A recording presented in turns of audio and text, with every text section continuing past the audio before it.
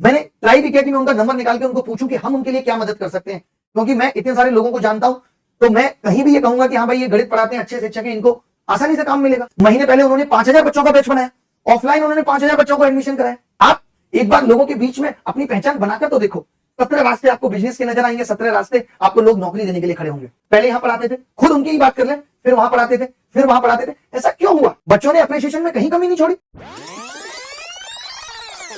आज हमारे आपके बीच में ही एक सर हैं, आप सब जानते हो, धांसू सर। वो भी गणित पढ़ाते हैं, लेकिन उन्होंने गणित पढ़ाने से ज्यादा फोकस इस चीज पे करा कि मैं वायरल हो जाऊं। और वो वायरल गणित पढ़ाने के लिए नहीं हुए, अपनी आदतों की वजह से हुए, अपने स्टाइल की वजह से हुए। तो लोगों ने उनको गणित में पसंद नहीं किया, क्योंकि मेरा ये मानना है कि जानना काफी नहीं है। जानते तो लोग दीपक कलाल को भी हैं, जानते तो लोग राखी सावंत को भी है। क्या कोई मूवी में काम देता है उनको? नहीं देता, क्योंकि उनके अंदर वो क्वालिटी नहीं है जिसके लिए वो जानी जाती है। तो आज के दौर में सिर्फ जानना जरूरी नहीं है, आप भी इस चीज के पीछे मत भागिए। मैं उन सर से भी ये रिक्वेस्ट करूंगा कि अगर वो केवल और केवल कंटेंट पे फोकस कर लें, पढ़ाने पे फोकस कर लें, तो इस चीज पे फोकस कर लें कि मुझे बेहतर से बेहतर पढ़ाना है। हमने क्या किया? अगर मैं भी अपनी बात करूं तो मैं 2017 से फ्री पढ़ा रहा हूं। 2017 से मुझे यूट्यूब पे पढ़ाते हुए हो गए, और मेरी एक्सपेक्टेशन यही है कि बच्चे नौकरी से लग जाए। अगर मैं अच्छा पढ़ाता हूँ, अच्छी चीजें करता हूँ, तो 17 लोग मुझे नौकरी देने वाले। अब बताओ, आप भी जानते हो इस बात को। इससे मेरे फ्री पढ़ाने का, यूट्यूब पे पढ़ाने का कोई ताल्लुकात नहीं। और मैं कहता हूँ कि बच्चों ने उनको बहुत अप्रिसिएशन दिया, बच्चों ने अप्रिसिएशन में कहीं कमी नहीं छोड़ी। आप देख लो, क्या बच्चों ने उन्हें कम अप्रिसिएशन दिया? फरवरी में, आज हमारी टीम ने बताया, फरवरी में उनके 1 लाख सब्सक्राइबर हुए। उसके बाद अभी 2 महीने नहीं हुए, 2.5 लाख लोगों ने उनको ज्वाइन किया। लेकिन सिर्फ ज्वाइन से बात नहीं बनेगी, आपको लोगों को पढ़ाना पड़ेगा। लोग एक बार आएंगे, एक बार देखेंगे, लेकिन दोबारा तब आएंगे जब आप कुछ बेहतर दे रहे हो। कल मैंने उनका वीडियो देखा, मैं खुद इतना इमोशनल हो गया।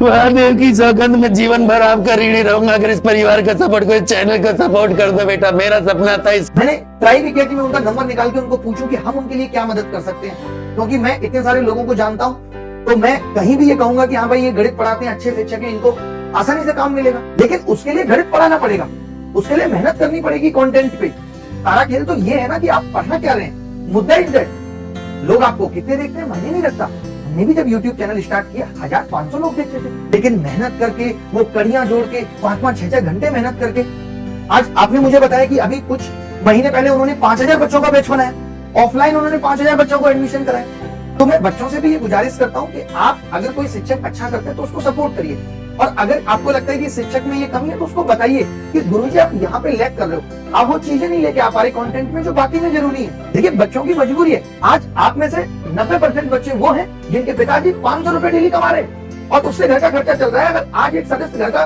बीमार हो जाए तो पिताजी के चेहरे की तितली उड़ जाती है कि इसका इलाज कैसे होगा। मेरे YouTube पे A to Z Quant 2.0 लाने की वजह यही थी कि बच्चों को मैथ्स में सबसे ज्यादा प्रॉब्लम होती है। जीएस वो नोट से पढ़ सकते हैं, इंग्लिश नोट से पढ़ सकते हैं, रीजनिंग प्रैक्टिस से सीख सकते हैं, लेकिन गणित सबसे जरूरी है। उसके लिए मैं आज जिस स्थिति में हूं, मैं नहीं भी पढ़ाऊं तो चलेगा, ठीक है, बट मुझे ऐसा लगता है कि नहीं, मुझे उन बच्चों के बारे में भी सोचना है जो मिशन मेरा आज से 4 साल पहले था। 2017 में मैं जो सोचता था कि मुझे बच्चों के लिए कुछ करना है, आज भी मैं उसी मिशन पे हूँ। आप बताओ, मैंने कभी आके कहा हो कि नहीं ये कंपलसरी है, ये जरूरी है? मुझे ऐसा लगता है कि अगर अपने काम पे ईमानदारी से फोकस किया जाएगा, अपने कंटेंट को ईमानदारी से पढ़ाया जाएगा, तो शायद सब कुछ अच्छा है। 1000 लोग नौकरी देने के लिए खड़े, लेकिन मेहनत करनी पड़ेगी। सिर्फ इस चीज से काम नहीं चलेगा कि मैं आज वायरल हो जाऊं। वायरल होना is not the permanent solution, this is all are temporary solution. ये सब टेम्परेरी सॉल्यूशन है। आप एक बार लोगों के बीच में अपनी पहचान बनाकर तो देखो, 17 रास्ते आपको बिजनेस के नजर आएंगे, 17 रास्ते आपको लोग नौकरी देने के लिए खड़े होंगे। फिर भी हमारी टीम का नंबर हम हमेशा देते हैं नीचे, सबको पता है। अगर आप उन सर तक पहुंच सकते हैं तो हमारी टीम का नंबर दो, मैं डायरेक्ट बात करूंगा, और जितनी भी संभव बेस्ट पॉसिबल चीजें हो सकती है वो करें। एक शिक्षक के अगर काम नहीं आएगा, लेकिन उसके लिए उनको भी ये कमिटमेंट देना पड़ेगा, हमें भी और बच्चों को भी, कि मैं शिद्दत से पढ़ाऊंगा। I will not do any experiment.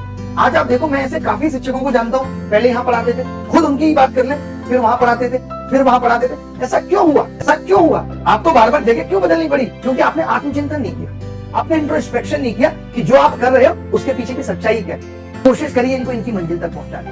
आज के लिए इतना ही।